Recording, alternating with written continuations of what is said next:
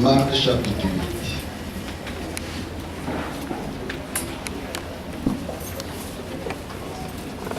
Répète après moi, Seigneur, je confesse que je suis béni aujourd'hui. Seigneur, je confesse que je suis béni aujourd'hui. Parce que je vais entendre ta voix. Tu as dit dans ta parole. Et quiconque entend ta voix, tu béniras le ciel. Je bénis ma vie. Je bénis ma famille. Je bénis mes projets. Je bénis tous les désirs de mon cœur. Je déclare ce matin que le ciel est ouvert sur ma vie. Je prophétise maintenant. Et tous mes projets ont déjà réussi. Je déclare ta main sur ma vie. Au nom de Jésus. Amen. Amen. Marc chapitre 8. À partir du verset 22. Quelqu'un va lire verset 22. Je lis la parole de Dieu. Ils se rendirent à Bethsaïda et on amena vers Jésus un aveugle qu'on le pria de toucher. Il prit l'aveugle par la main et le conduisit hors du village. Puis il lui mit de la salive sur les yeux, lui imposa les mains et lui demanda s'il voyait quelque chose. Il regarda et dit, j'aperçois les hommes, mais j'en vois comme des arbres et qui marchent.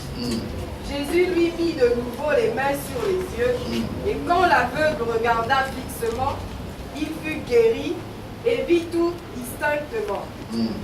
Alors Jésus le renvoya dans sa maison en disant, n'entre pas au village. Amen. Amen. Vous pouvez vous asseoir. Vous connaissez beaucoup ces textes. Alléluia. Mais c'est le verset, je vais attirer notre attention aujourd'hui sur le verset 26. Amen, amen. Amen. La Bible déclare que quand Jésus est arrivé à Bethsaïda, on le pria de prier pour un aveugle. On lui a demandé instamment de prier pour cet aveugle-là. Mais premièrement, ce que Jésus fait, c'est que Jésus ne prie pas pour l'aveugle-là. La Bible déclare qu'il prend cet aveugle et il l'amène hors du village. Amen, amen. C'était la première fois que Jésus faisait cela. Il n'a pas prié pour dans le village, il l'a amené hors du village. Premièrement. Deuxièmement, quand Jésus prie pour cet aveugle, il lui pose la question, est-ce que tu vois? L'aveugle lui répond que je vois, mais je vois les hommes qui marchent comme des arbres. C'est pas aussi ça ce qui m'intéresse.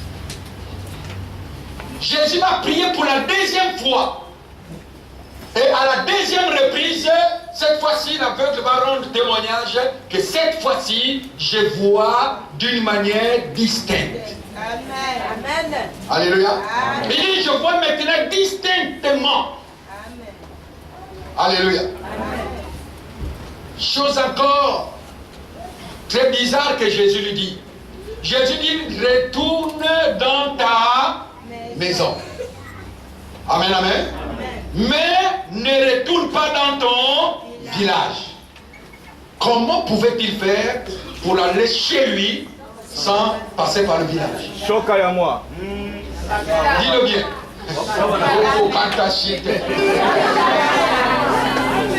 Alléluia. Bien aimé, il y a des choses comme ça qui nous arrivent des fois. Et il y a des problèmes qui perdurent dans la vie de beaucoup de personnes parce qu'ils n'ont pas la clé de ce qui se passe dans leur vie. On est passé par les prières, on est passé par les jeûnes, on est passé par les délivrances, mais la même chose reste là très récurrente. Où est le problème? Parce que le problème ici, dans la vie sur terre, il y a des lois établies. Dis avec moi des lois établies. Des lois établies. Alléluia. Amen. Je ne vais pas vous parler des démons parce que je n'aime pas parler de ce père mondain. Je vous parle non plus des choses, mais je dis des choses, ou je vais te dire des choses en quelques instants. Alléluia. Amen. Parce que nous allons développer ça, si Dieu le permet, dans les jours à venir, à partir de mardi, mercredi, jeudi. On va voir comment ça va se passer. Mais je vais vous dire certaines choses. Alléluia. Sur la terre des hommes que nous sommes ici, tu ne pourras jamais faire des choses au-delà de ce qui a été arrêté pour toi. Vous comprenez? Amen. La révélation là, je l'ai eue en lisant un livre normal. J'ai tenté de lire un livre. Et dans le livre, il y a un psychologue qui fait le témoignage. Il dit, disons ce qui m'a attiré dans le livre là, c'est parce qu'on parlait de comment maintenir son poids sans ni grossir ni maigrir. Et ça m'a attiré. J'ai commencé à le lire parce que j'avais que 15 minutes pour lire la partie qui m'intéressait, donc le chapitre qui m'intéressait, et je suis allé. Et là-dedans, quand j'ai lu ce qui m'a intéressé, j'ai arrêté et puis j'ai continué mon chemin. Là-dedans, le psychologue qui parlait, il disait, il y a certaines choses qui arrivent aux gens. Et puis il a pris l'exemple sur les gens qui font des régimes. Il dit, beaucoup de gens font des régimes, après ils chutent, ils font des régimes. Et le problème ici, ce n'est pas le régime. Le problème ici, ce n'est pas la prise de poids. Le problème ici, ce n'est pas d'autres qui sont anorexiques. Le problème ici est le côté spirituel qui, de fois, n'est pas traité dans la vie de beaucoup de personnes. Et ce côté spirituel, eux, ils appellent le côté psychologique. Et puis, il a pris un exemple. Il dit, par exemple, il y a des gens, quand ils mangent, quand il n'a pas vidé son assiette, même s'il est rassasié, il va continuer de manger. Et quand je suis arrivé là, j'ai fermé le livre, j'ai dit, ça c'est mon cas. Alléluia. Parce que je me suis souvenu que quand on était enfant, maman avait toujours l'habitude de dire, ne jette pas la nourriture parce qu'il y a d'autres qui ne l'ont pas. Et quand on mangeait, on avait toujours l'habitude de terminer son assiette. Et donc je me suis reconnu que rare de fois où je mange et puis j'abandonne la nourriture. Donc je me sais où se servir toujours la quantité que je mange. Et puis, à partir de là, je comprends, ah oui. En fait, le problème ne vient pas de là. Le problème vient de ce qu'on a mis dans ma tête depuis très longtemps, quand j'étais petit. Amen, amen. Et depuis ces jours-là, je ne mange plus parce qu'il faut finir la nourriture, je mange pour avoir la quantité de nourriture que j'ai besoin dans mon corps. Quand je sens que je ne peux plus, quand je sens que c'est bon, je laisse, quel que soit ce que j'ai fait. Alléluia. Depuis, ça veut dire qu'en tant que chrétien, j'ai eu la délivrance par un processus qui n'est pas spirituel. Une prise de conscience. Et c'est ce que je vais vous donner comme clé cet après-midi. Alléluia. Lorsqu'on a demandé à Jésus de prier pour ce jeune garçon, ou plutôt cet homme, parce qu'il était déjà à un certain âge, Jésus n'a pas prié pour ces messieurs-là dans le village. Pourquoi? Parce que le problème de ces messieurs ne venait pas de loin. Le problème de ces messieurs venait de son village. Alléluia. Amen. Il y a des problèmes, il y a des situations que nous avions qui sont des situations qui sont là dans nos familles. C'est pour ça des fois quand vous êtes malade, vous allez à l'hôpital, le médecin va vous demander est-ce que dans ta famille, il n'y a pas des gens qui ont souffert du diabète, il n'y a pas des gens qui ont... Parce qu'il sait qu'il y a des choses qui nous suivent d'une manière héréditaire. Amen. Alléluia. Amen. Mais je suis venu te dire que Dieu a déjà donné la solution à ces problèmes d'hérédité. Amen. Tu n'as plus le droit de te laisser aller ou de laisser les choses de ta famille continuer à contrôler ta vie. Amen. C'est pour cela, physiquement, puisque Jésus, à son époque, il fallait que les choses se passent comme ça, il fallait que Jésus l'amène hors de son village. Tout à l'heure, à Bonne Sémence, là-bas, je les ai pris un exemple. J'ai déjà dit, la Bible nous révèle que quand Daniel a commencé à prier, quand il a su par les livres du prophète Jérémie qu'il devait se passer 70 ans et pour que Dieu puisse intervenir en faveur de son peuple d'Israël, la Bible déclare que Daniel rentra en jeûne pendant 21 jours. Alléluia. Il ne mangeait rien de ce qui était de ce qu'il mangeait d'habitude, il mangeait que des choses, des légumes, et c'est ça le jeûne qu'il faisait. Mais quand Gabriel vient donner la réponse à Daniel, Gabriel va dire à Daniel que dès le premier jour que tu as eu à cœur de prononcer la parole, j'ai été envoyé vers toi. Ça veut dire que Daniel a été exaucé dès le premier jour de sa prière. Amen, amen. Mais malgré le fait que Dieu l'avait exaucé, il n'avait pas la réponse à son exaucement. Pourquoi? Premièrement, parce que quand Gabriel est venu, la Bible déclare, Gabriel lui-même dit, j'ai été bloqué par le roi de Perse. Question. Comment le roi de Perse pouvait-il être plus fort qu'un ange à la dimension de Gabriel? La réponse est simple. Parce qu'il n'y a pas un homme, il n'y a pas une personne plus respectueuse que Dieu dans l'univers. Vous comprenez? Dieu respecte tellement les hommes, il respecte tellement l'autorité, qu'il ne peut rien faire au-delà de ce que l'autorité a dit. Deuxième exemple. Tu peux parler en langue, tu peux être chrétien, rempli du Saint-Esprit, tout ce que tu dis. Le jour que ton père prononce une parole négative sur ta vie, Dieu va sceller la parole de ton père. Je dis bien ton père païen. Il est païen. Mais s'il prononce une mauvaise parole sur ta vie, Dieu ne peut pas enlever surtout cette parole-là sur toi. La question, ton père, un être humain, un mortel, est-il plus puissant que Dieu? Non. Mais pourquoi Dieu ne peut pas enlever ça? Parce que Dieu est respectueux de l'autorité. Amen, amen. C'est pour ça que si quelqu'un t'enseigne que tu ne dois pas respecter tes parents, à partir de ce moment, cette personne ne veut pas du bien pour toi. La Bible déclare que la condition pour vivre longtemps sur la terre et pour vivre dans le bonheur, pour vivre heureux ou heureuse, c'est d'honorer son père et sa mère. Maintenant, quand la Bible parle de son père et sa mère, il faut que tu voies cette parole-là à trois dimensions. La première chose, la première dimension de ton père et ta mère, c'est de tes parents biologiques. Alléluia. Amen. La deuxième dimension, c'est de tes parents spirituels. Et la troisième dimension que beaucoup de personnes ne connaissent pas, c'est de tes parents divins. Amen. Amen. Là, vous allez commencer à comprendre. Les parents divins, je sais que Dieu est mon Père. Je dois le respecter. Amen. Mais la Bible ne dit pas que tu dois t'arrêter à respecter Dieu ton Père. La Bible dit que tu dois aussi respecter ta mère. Mais où est la femme de Dieu? Pour que je puisse la respecter. Amen, amen. Et c'est là où les réponses, vous savez, c'est Dieu, ce qui m'étonne, c'est que les choses sont tellement simples que nous nous disons que ça ne peut pas être ça des fois. Il est tellement Dieu. Et c'est là où vous voyez beaucoup des enfants de Dieu, de fois ils tournent en rond, les bénédictions ne viennent pas, ceci ne vient pas. Tout simplement, j'ai processé le matin, mais je n'ai pas voulu rentrer en profondeur pour vous le dire. Alléluia. Amen. La femme de Dieu, ou la femme de Jésus, vous la connaissez, ça s'appelle Église. Amen. Une personne qui n'honore pas son Église, c'est une personne qui n'a pas droit à la bénédiction. Ça veut dire quoi? Ça veut dire que tu dois honorer ton père et ta maman biologique. Tu dois honorer ton père et ta maman spirituelle. Tu dois honorer Dieu. Bon, pour Dieu, tout le monde l'honore. Mais ce que les gens ont oublié d'honorer, c'est l'Église. La femme de Dieu. Alléluia.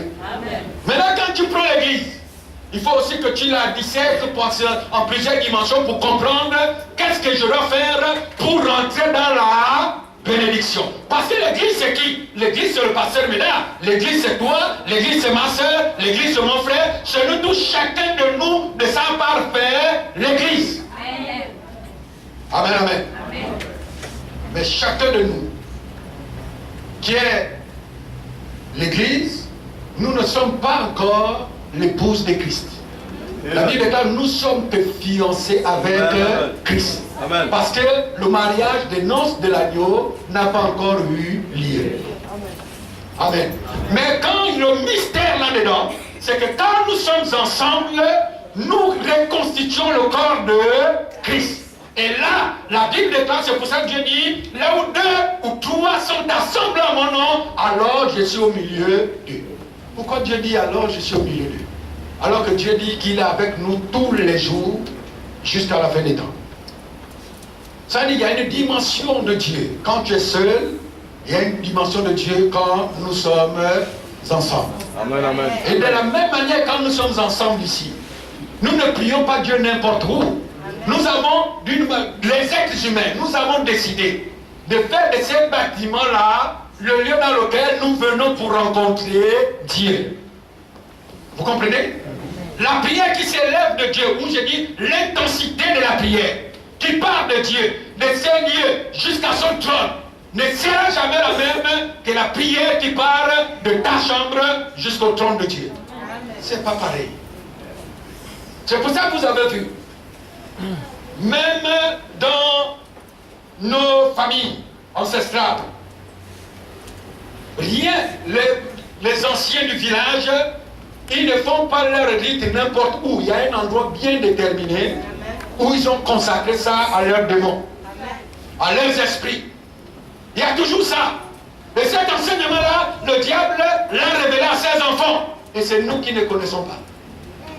Mais ce qui arrive, c'est quoi? Ce qui arrive, c'est que demain matin, le diable va permettre que tu puisses avoir des problèmes avec ta sœur. Et tu vas dire, comme j'ai des problèmes avec ma sœur, leur église là n'est plus bonne, je pars. Mais tu ne sais pas que c'est une malédiction que tu as tirée sur ta vie. Parce que dans la loi divine, tu ne dois pas quitter d'un endroit à un autre sans être béni.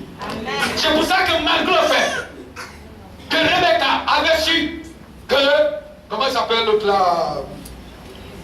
Non, Esaü avait l'intention de faire du mal à son petit frère Jacob. Rebecca n'a pas dit à Jacob, Jacob, fuis à l'avant, fuis chez l'avant plutôt. Non. Rebecca dit à Jacob, va voir ton père, afin qu'il te bénisse pour que tu ailles chez mon frère, chez l'avant. Ça veut dire qu'il fallait qu'Isaac libère son fils. Quand Isaac a libéré son fils, c'est alors que plutôt Jacob a marché, c'était le moment où il s'est fatigué, et il dort. Quand il dort, il voit le ciel où les anges montent et descendent. Et quand il se réveille, il dit, ah, donc là, j'étais dans la maison de Dieu et je ne le savais pas. Et Jacob donnait à son nom, à ce lieu, le nom de Luz, qui veut dire Bethel, la maison de l'Éternel. Alléluia. Amen. Pourquoi Dieu était venu se révéler à Jacob? Pourquoi? Parce que ce n'était pas la communion de Jacob avec Dieu, c'était la communion de son père avec son fils. Dieu ne vous visitera jamais s'il ne connaît pas qui est votre père. Alléluia. David est allé à la guerre. Quand il partait de chez son maison, ou plutôt de sa maison, de chez son père, ce n'était pas pour aller à la guerre, il partait pour apporter les provisions à ses frères. Mais quand il arrive, il trouve la guerre. Alléluia. David va dire que moi je peux combattre Goliath. David va aller combattre Goliath. La première fois quand il se présente à Saül, Saül va tout simplement dire que tu ne peux pas le combattre parce que tu es un jeune homme. Saül, la première fois le poser, David va dire je peux le combattre, je peux le battre, voilà ce que j'ai fait. J'ai tué l'ours, j'ai tué le lion. Saül va dire donc dans ce cas, prends mon armure et porte-le. David va porter, va dire non, je ne peux pas me déplacer avec ton armure parce que ce n'est pas fait pour moi. Amen. Alléluia. Amen. Pourquoi? Parce que Saül n'était pas le père de David. David ne pouvait pas porter un héritage qui ne faisait pas partie de sa lignée. Amen. Amen. Alléluia. Alléluia. David va aller combattre Goliath. Il va tuer Goliath, il va couper la tête de Goliath. Quand David revient de la victoire, la première question que Saül pose à David, il ne dit pas qui es-tu, il dit de qui es-tu le fils? Amen. Amen. Vous comprenez? Parce qu'il connaissait que c'était ça. La première question que Dieu va te poser toujours, de qui es-tu le fils? Tu fais l'élévation, de qui tu es-tu le fils? Tu fais la victoire, de qui es-tu le fils? C'est pour ça que Dieu a ordonné à Israël que lorsque vous m'invoquerez, vous m'invoquerez en tant que le Dieu d'Abraham, le Dieu d'Isaac, le Dieu de Jacob. Mais quand Jésus vient, Jésus le dit, mais Abraham est mort, Isaac est mort, Jacob est mort. Mais Dieu n'est pas un Dieu de mort, il est le Dieu des vivants. Jésus veut dire ici? Jésus voulait dire aux pharisiens que dans ta vie, il faut que tu aies un homme qui représente Abraham, tu aies un homme qui représente Isaac, tu aies un homme qui représente Jacob. Amen. Et si tu invoques Dieu en passant par eux, à partir de ce moment, ta voix est entendue au ciel. Amen. Nous faisons du surplace parce que nous n'avons pas d'identité réelle. Nous rentrons dans le milieu qu'on ne connaît pas. Amen, amen, Je vais amen. prendre un exemple humain. Alléluia. Imaginez. Le président a dit qu'il n'a pas encore mis longtemps. On va parler à l'époque de son père. Alléluia. Amen. Imaginez qu'à l'époque de son père. Où on va prendre quelqu'un, on va prendre un exemple que tout le monde peut comprendre. Vous voulez le travail. Il y a un directeur général quelque part. Le directeur général là, il était à l'université avec ton papa. Vous me comprenez bien? C'était le collègue de ton papa. Il connaissait ton papa très bien. Et peut-être que ton papa n'est plus là, il est mort ou quelque chose de ce genre se passe, mais ce n'est pas ce qui est important. Mais toi, tu n'as pas les compétences requises. Okay. Et vous venez postuler à plusieurs. Mais quand il voit vos dossiers, et il tombe sur un dossier, il voit le nom. Ou je vais prendre comme ce qu'il voit. Il voit le nom écrit Bongo Alain. Amen. Amen. Ce place, il dit, mais j'avais un collègue à l'université qui s'appelle Bongo, un ami très cher à moi. Et puis il va fouiller ton dossier, il voit la clé de naissance, il voit Père Albert Bernard Bongo. Il dit, mais ça c'est le fils de mon ami. Amen. Je vous pose la question. Entre le fils de son ami qui n'a pas toutes les compétences requises et vous qui avez un dossier bien fait, il va embaucher qui? Le fils de son ami. Parce que c'est lui qui le connaît. Et ça ne se passe pas seulement au Gabon, en Afrique, dans le monde entier, ça se passe comme ça. Ne dis pas que c'est les choses de l'Afrique, dans le monde entier, ça se passe comme ça. En Europe, ça se passe comme ça. Aux États-Unis, ça se passe comme ça. En Asie, ça se passe comme ça. Amen. Alléluia. Amen. C'est pour ça que vous ne pouvez pas être président aux États-Unis si vous ne sortez pas de l'un des 5 clans qu'ils ont établis. Obama est président parce que sa grand-mère faisait partie du clan de comment il s'appelle l'homme là. Alléluia. C'est pas passé à cause de son père. C'est à cause de sa grand-mère. Obama est président des États-Unis. Il n'est pas le président des Noirs, il est le président des Blancs. C'est les ignorants qui croient qu'Obama est le président des Noirs. Mais les véritables Blancs savent que l'Obama là, il est là pour les intérêts de leur famille. Alléluia. Parce que le pouvoir là-bas, non, j'ai dit même 5, c'est 3 familles qui gèrent. Amen, amen. Amen. C'est comme ici dans les banques. Aux États-Unis, là-bas, il y a par exemple la famille Rockefeller. Ils sont très puissants parce que c'était un homme multimilliardaire. À son époque, c'était l'homme le plus riche du monde. Et la famille est très puissante. Quand tu sors de ce milieu-là, tu sais que c'est déjà bon. Alléluia. Et c'est pour ça, des fois, nous avons ces problèmes-là. Nous avons ça parce que quand nous allons vers Dieu, nous n'avons pas d'identité. Quand nous sommes dans le combat, nous n'avons pas d'identité. Bien aimé, le diable de foi, il s'en fout de nos prières. Amen. S'il y a une chose que le monde spirituel respecte à la lettre, c'est la loi de l'autorité. Amen. Alléluia. Amen. Maintenant, revenons à notre texte. Ici, quand vous voyez cet homme-là, la Bible déclare qu'on prie un homme, demandant, prier à Jésus d'imposer les mains à un homme qui était aveugle. La première chose, si vous avez bien lu le texte comme moi qui a attiré mon attention, on ne dit pas qui est cet homme-là. On n'a pas donné son identité. Et si on n'a pas donné son identité, selon la loi juive à l'époque, ça veut dire que ce n'était pas son père qui l'a présenté à Jésus. Alléluia.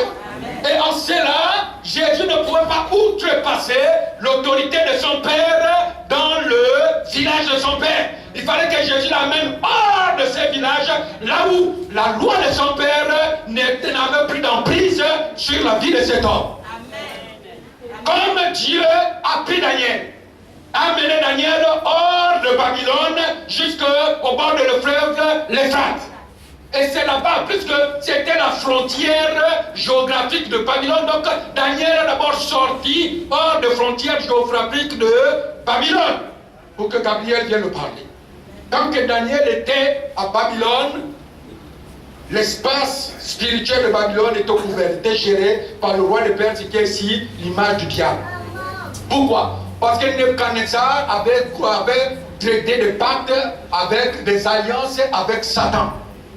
Et c'était les ténèbres qui géraient Babylone. Et comme les ténèbres géraient Babylone, et le roi de Babylone volontairement avait tissé des pactes avec les puissants des ténèbres, Dieu ne pouvait pas venir briser ces pactes. Alléluia. Parce qu'un pacte ne se brise jamais de l'extérieur que de l'intérieur. Amen, amen. Alléluia. C'est pour ça que quand Jésus prie pour lui, la première fois, c'est la seule fois que vous avez vu dans la Bible où Jésus prie pour quelqu'un et ça n'a pas marché. Alléluia. Amen. Ça n'a pas marché. La première fois, il dit, je vois les hommes qui marchent comme des arbres. Ça dit qu'il n'y a pas d'identité. Je ne vois pas, je ne sais pas comment ça va se passer. Comment ça va se faire dans ma vie? Les hommes marchent comme des arbres. Et quand tu vois des hommes qui commencent à marcher comme des arbres, ça dit que tu n'as pas une bonne vue. Et Jésus va prier pour la deuxième fois, et puis là il dit, je vois distinctement. Et Jésus va lui dire, rentre dans ta maison, mais sans passer par ton village. En un mot,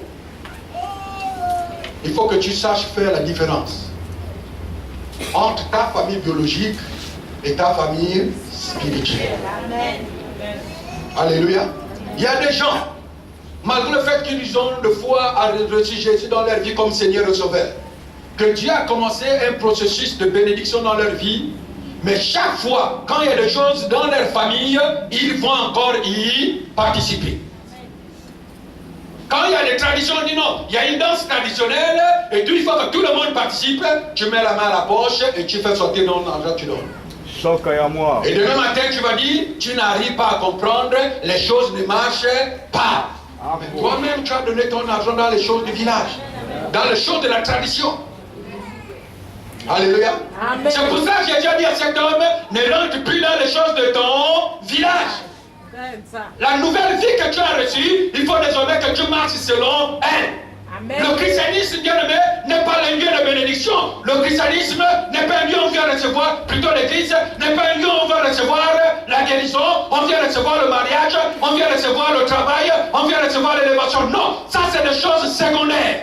Nous venons à l'église, la chose primordiale, c'est le salut de notre âme. Amen. Quand tu viens à l'église, soucie-toi d'abord du salut de ton âme. Soucie-toi d'abord de ta nouvelle nature. Le reste suivra après. Mais beaucoup des enfants de Dieu, beaucoup de quand ils viennent à l'église, ils viennent pour la guérison, ils viennent pour le mariage, ils viennent pour le travail, ils viennent pour la prospérité, ils viennent pour l'élévation, ils viennent pour la promotion. Je ne dis pas que ces choses-là sont mauvaises, mais toutes ces choses doivent être secondaires. Amen. Alléluia. Quand tu viens à l'église, la première chose pour laquelle tu dois venir, la vision primordiale que tu dois avoir, c'est que je m'en vais vers Dieu. Pour conditionner mon âme à la vie éternelle. En fait, si la trompette résonnait maintenant, que mon âme sache où il doit se rendre. Vous comprenez? C'est ça la véritable vie éternelle. La véritable vie chrétienne, c'est des hommes et des femmes qui ont les yeux focalisés sur le but à terre. Amen, amen. Amen. Alléluia. Amen. Parce que tu ne pourras pas aller loin, ou tu ne peux pas aller là où tu n'as pas vu. Amen. Vous comprenez ça? Amen. Ton être entier, ton homme intérieur, ton esprit va t'amener là où tes yeux ont déjà vu. Amen. Amen, amen. Amen. C'est ce que Dieu va faire pour toi. Amen. C'est pour ça que quand nous recevons Jésus comme Seigneur et Sauveur, nous venons à l'église, il ne faut plus que nous retournons dans les choses de notre village. Lorsque il s'agissait d'Abraham, qui devait maintenant chercher une femme à son fils Isaac, Abraham va appeler son serviteur. Va dire à son serviteur, va dans le village de ma femme. Et là-bas, tu vas prendre une fille, une épouse pour mon fils Isaac. La première question que le serviteur va poser à Abraham, dois-je amener le jeune homme? Abraham dit non. Pourquoi? Parce que Dieu nous avait dit, quitte ton village, quitte la maison de ton père, quitte ton pays et va là où je te montrerai. Dieu n'a pas dit à Abraham, retourne là-bas. Amen. Donc ceux qui étaient à Abraham ne devaient pas repartir là où Dieu l'a demandé de sortir. Amen. Alléluia. Amen. Deuxième question que le serviteur va poser. Et si la femme ne veut pas venir, dois-je venir prendre le jeune homme pour que la femme la voie? Il dit non. Si elle ne veut pas venir, à partir de ce moment, tu laisses. Amen. Amen. Vous comprenez ça? Amen. Il y a des choses dans la vie, une fois, il ne faut pas forcer. Amen. Amen. Je vais vous donner un secret. Vous savez, la différence entre deux personnes qui travaillent au même endroit, et dont l'une est bénie et l'autre fait du sur place, elle est traînée. J'ai compris ça. Dans la vie, il y a deux catégories de personnes. Il y a ceux qui poursuivent la bénédiction, il y a ceux qui attirent la bénédiction. Et ceux qui poursuivent la bénédiction, c'est facile, se fatiguent facilement. Amen. Les chrétiens qui poursuivent la bénédiction abandonnent facilement. Les chrétiens qui poursuivent le mariage abandonnent facilement. Les chrétiens qui poursuivent le travail abandonnent facilement. Les chrétiens qui poursuivent la guérison abandonnent facilement. Les chrétiens qui poursuivent la délivrance abandonnent facilement. Mais ceux qui laissent la bénédiction, le mariage, le travail, l'élévation, le succès, la victoire venir à eux, c'est ceux-là qui triomphent toujours.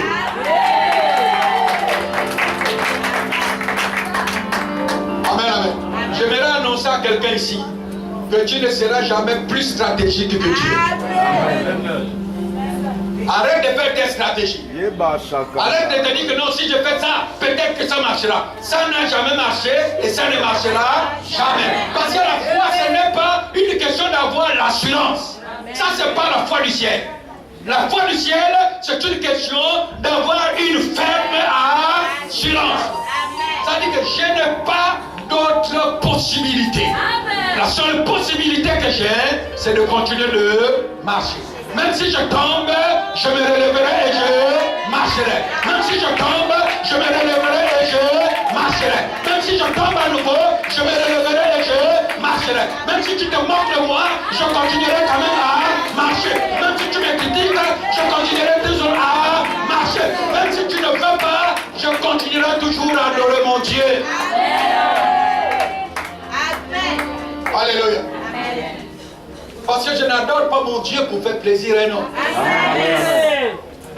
Vous comprenez? Amen, papa. Dieu connaît les faiblesses de chacun d'entre nous. Amen. Et Dieu n'est pas là pour nous condamner. C'est le diable qui condamne. C'est les hommes qui condamnent. Mais Dieu ne te condamnera jamais. Dieu ne t'a jamais condamné et il ne te condamne pas, il te condamnera jamais.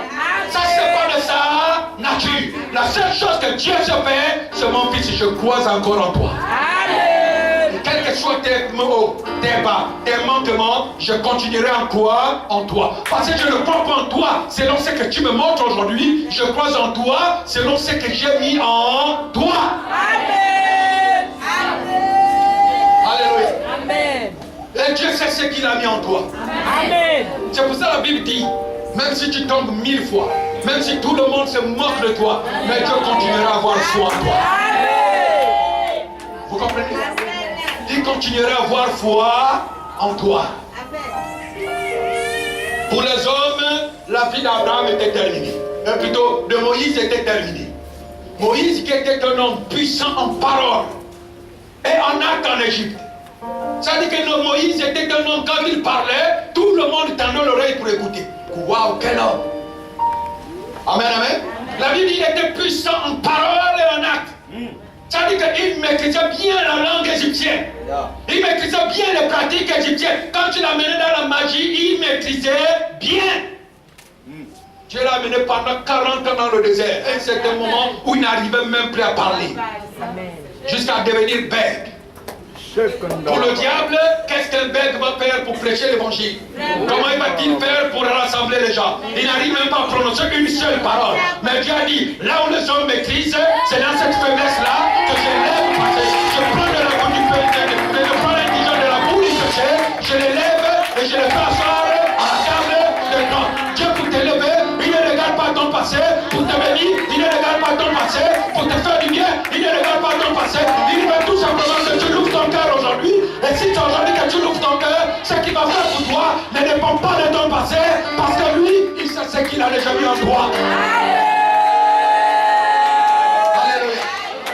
Même si les gens disent que tu n'as plus d'avenir, même si toi-même tu dis que tu n'as plus d'avenir, même si tout ce que tu as fait jusqu'à dans le passé, tu as échoué, mais je suis venu t'annoncer une bonne nouvelle, que même si tu as échoué hier, ce n'est pas sûr que demain sera comme hier, parce que ton demain ne dépend pas d'hier, ton demain n'est pas de la même que tu me donnes aujourd'hui, parce que c'est ça qui va déterminer l'avenir.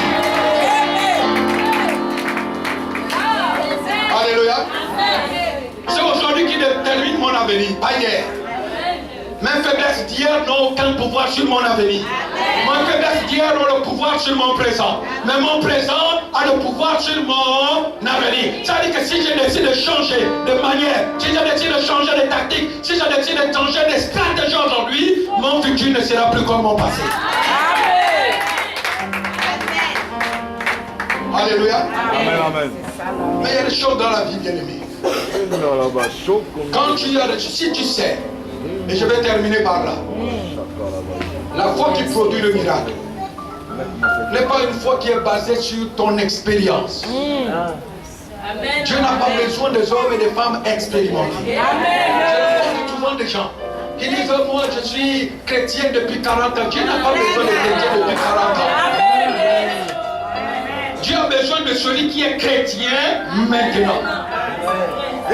Vous comprenez? Pas de celui qui est chrétien depuis 40 ans. Parce que tu peux avoir été chrétien depuis 40 ans, mais maintenant que tu ne le sois plus réellement. Amen. Dieu a besoin de l'état de ton cœur maintenant. Amen. Alléluia. Comprenez-moi bien. Ça, c'est ce que Dieu veut. Si tu maintenant, tu prends une position, c'est cette position que tu prends maintenant qui va déterminer tout. C'est pour ça que Dieu n'a pas besoin de ces choses. La véritable foi, une foi inébranlable, c'est une foi qui est bâtie par l'ainsi parle l'Éternel. Maintenant écoutez-moi, quand je dis l'ainsi parle l'Éternel, je ne suis pas en train de te dire que la véritable foi est bâtie sur la prophétie. Amen, amen. Et je vais même améliorer cela. Pour que tu me comprennes très bien, en fait, que tu ne sortes pas de ces lieux avec le flou, ou avec des questions, ou avec certains doutes. La parole de l'ainsi par l'Éternel que je dis ici, n'est pas la parole qui sort de la bouche d'un homme, ainsi par l'Éternel. La foi que Dieu honore est celle qui sort de sa parole. Que tu as eu la révélation d'une manière particulière. Amen. Parce que quand tu lis la parole de Dieu, quand nous la lisons tous, ce qui vient en nous, c'est le logos. Ou la parole écrite. Amen. Alléluia. Amen. Ou une parole dite généralement. Amen. Mais ce qui produit la vie dans ton cœur, c'est une parole qui est révélée spécialement. Amen. Amen, amen. Amen. Je vais maintenant te faire comprendre cela.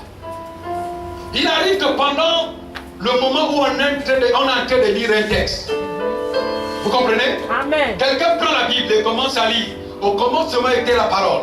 La parole était avec Dieu. Et la parole était Dieu. Il peut arriver que quand tu arrives, la parole était Dieu. La personne en train de lire, que ce soit le pasteur ou quelqu'un dans l'assemblée, en train de lire, ou toi-même, où tu sens dans ton esprit un déclic qui se produit. Amen. La manière que tu comprends la parole était Dieu n'est plus la même que tu as compris, que tu as compris hier, et n'est pas la même que tout le monde comprend dans la salle. À partir de ce moment, tu dois connaître que là tu viens de recevoir le révèlement de la part de Dieu. Cette parole t'est révélée d'une manière spécifique parce que Dieu est venu la révéler dans ton esprit. Et tu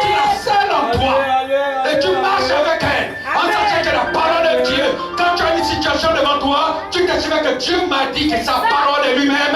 Tu es là où ça bouge, tout ce que tu déclares, Dieu est obligé de la soutenir. C'est pour ça qu'il dit, il veille sur sa parole pour la accomplir. Alléluia.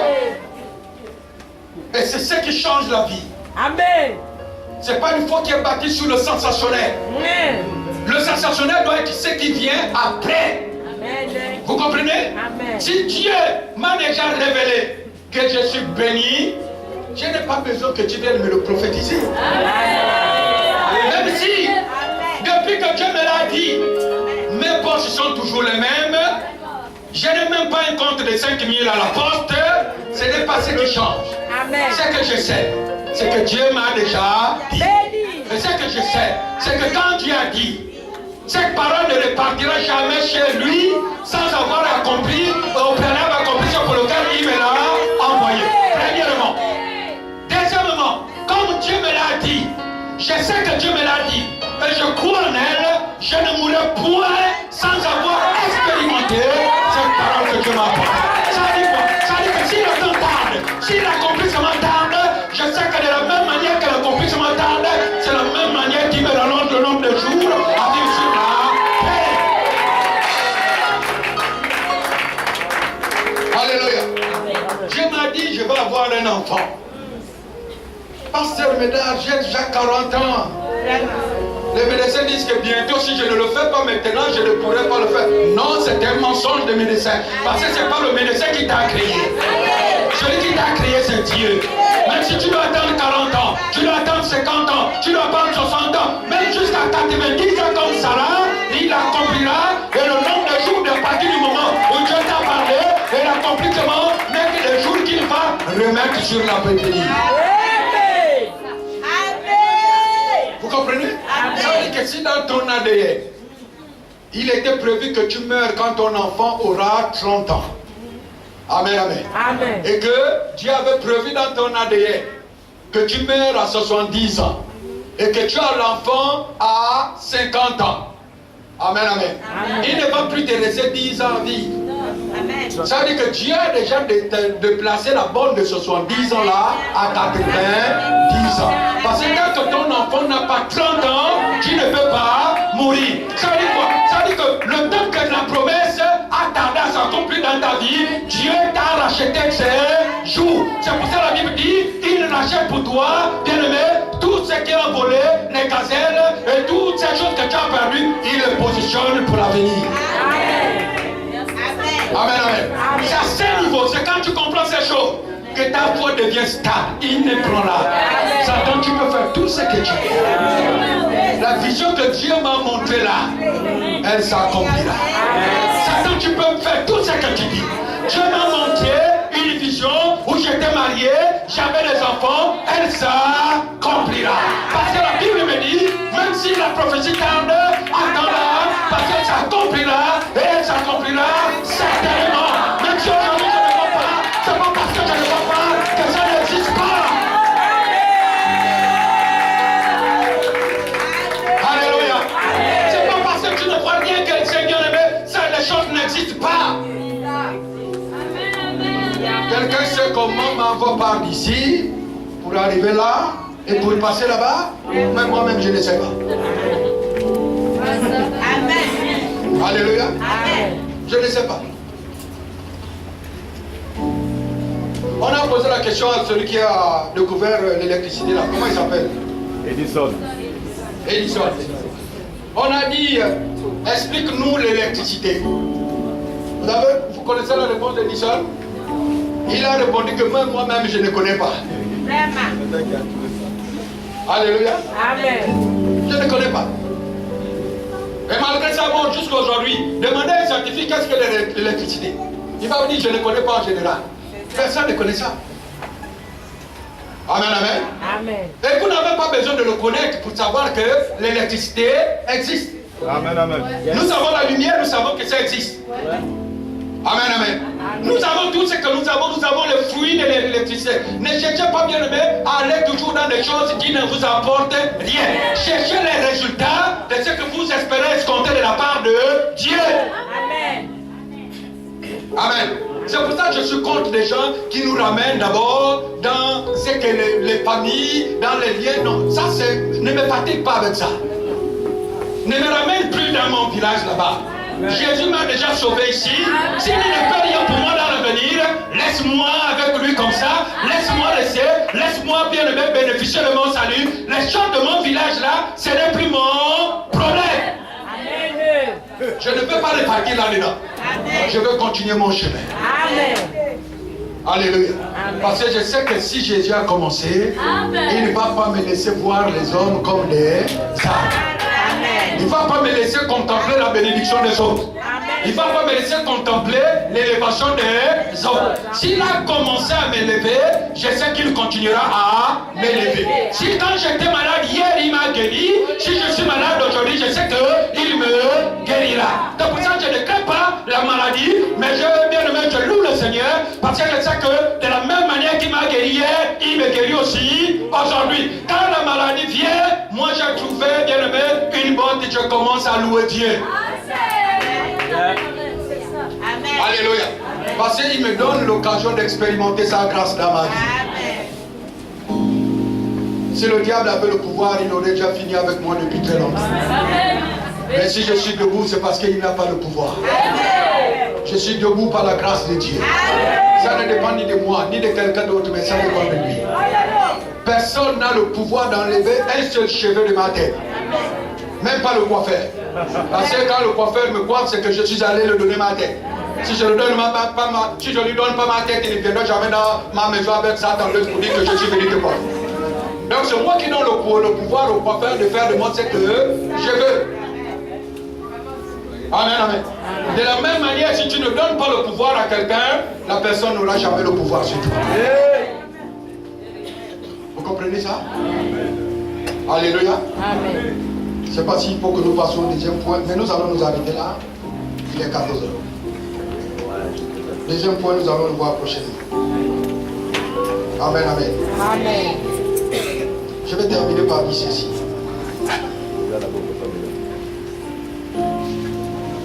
Jésus t'a sauvé pour un but bien déterminé.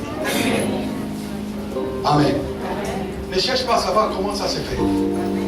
Avant que tu ne le reçoives comme Seigneur et Sauveur, il avait déjà planifié que dès que tu le recevras, tu vas devenir une lumière dans ta vie, pour toi-même d'abord, pour ta famille, pour l'environnement dans lequel tu dois régner. Maintenant, écoute-moi bien. À partir du jour où tu as reçu Jésus comme Seigneur et Sauveur, la puissance que Dieu a mis en toi, Dieu a d'abord regardé dans ta famille quel était l'élément qui dominait. Amen. Quel était le pouvoir qui contrôlait ta famille. Amen. Et Dieu t'a donné la possibilité, le pouvoir au-dessus du pouvoir des choses qu'il y a dans ta famille. Amen. Je suis en train de parler à quelqu'un et dans mon esprit je sens que c'est une femme qui passe par des moments très difficiles et ces moments ont pour origine des choses qui se passent dans sa famille. Amen. Mais laisse-moi te dire de la part du Seigneur que le pouvoir qui est en toi est au-dessus du pouvoir de tous les sorciers de ta famille. Amen. Le pouvoir qui est en toi est au-dessus du pouvoir, bien aimé, de la sorcellerie de ta famille. Jusque là, mais pourquoi ces choses règnent dans ta vie? Pourquoi ces choses te bloquent dans ta vie? Parce que je vois dans mon esprit comme s'il y avait une corde qu'on a attachée au pied d'une femme et cette corde-là, il y a au bout de l'autre corde, il y a un boulet et ça te traîne. Tu as comment on dit ça? Tu as l'impression que les choses ne marchent jamais comme tu veux. Tu fais des choses avec difficulté. Pour qu'une porte s'ouvre, il y a des difficultés dans ta vie parce que je vois dans l'esprit qu'il y a un boulet au bout de cette corde-là pour que tu n'ailles pas loin. Mais je suis en train de te dire que Dieu, avant de venir vers toi, avant que tu le confesses comme Seigneur et Sauveur, avait déjà vu cela, et avant de voir cela, et c'est pour ça qu'il a mis en toi le pouvoir de faire en sorte que ces boulets-là quittent ta vie, maintenant que je suis en train de parler au nom de Jésus. Amen. Alléluia. Amen. Ça ne dépend que de toi. À un certain moment, tu te lèves, tu dis, écoutez, ma vie jusque-là a été comme ça, les choses sont forcées, désormais je décide que ça ne soit plus forcé et que ça coule comme Dieu a prévu au nom de Jésus-Christ de Nazareth. Et quand tu as déclaré la parole, tu restes serein. Le reste s'en suivra. Parce que cette parole que tu as libérée va s'accomplir. C'est pour ça que je conseille toujours aux gens. Quand tu vois un sorcier qui te dit tu vas voir, dis-lui aussi tu vas aussi voir. Les gars parlent au silence en disant non, le reste m'a enseigné qu'on ne parle pas mal au grand. Non, le grand aussi n'a pas le droit de te parler mal.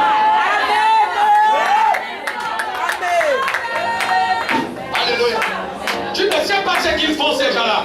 Quand ils te parlent, il sait quelle est la valeur de la parole qu'il te prononce là. Quand il te dit tu vas voir, dis-lui aussi que même si tu vois aussi tu vas voir. Alléluia. Ne garde plus la bouche fermée. Quand Goliath a dit à David que je vais te couper la tête, David a dit moi je vais te couper la tête. Est-ce que Goliath n'était pas plus âgé que David ici? Vous comprenez? C'est pas au hasard que le diable a inspiré à ses enfants de donner cet adage-là que celui qui ne dit rien consent. C'est pas de la politesse.